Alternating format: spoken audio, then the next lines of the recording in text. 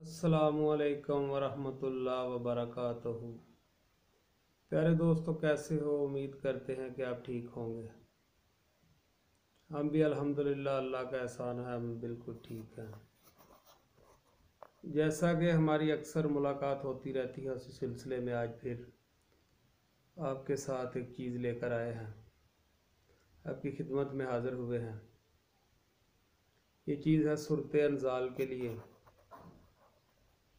सूरत अनजाल को आप समझते हैं, तयम्मुम का कम हो जाना, अनजाल का जल्दी हो जाना। बहुत ही माया नाज, बहुत ही ज़बरदस्त, बहुत ही आला, बहुत ही लाजवाब नुस्खा है। तो इससे पहले, नुस्खा सुनने से पहले आप परहेज़ सुन लें।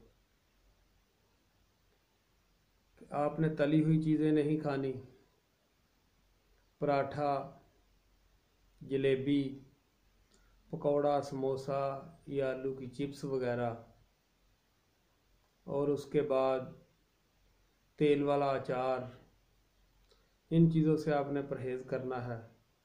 परहेज़ के साथ अगर ये नुस्खा आप इस्तेमाल करेंगे तो इंशाअल्लाह दोबारा जवान हो जाएंगे। तो नुस्खा नोट कीजिएगा।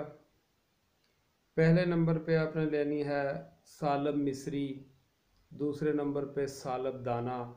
सालब मिस्री 1 तोला, सालब दाना 1 तोला। तीसरे नंबर पे आपने लेना है सालम पंजा 1 तोला। चौथे नंबर पे आपने लेना है तिमर हिंदी 1 तोला। तिमर हिंदी 1 तोला। उसके बाद मूसली सफ़ेद 1 तोला। उसके बाद बहमन सफ़ेद 1 तोला। उसके बाद तेल संदल आपने लेना है 1 तोला।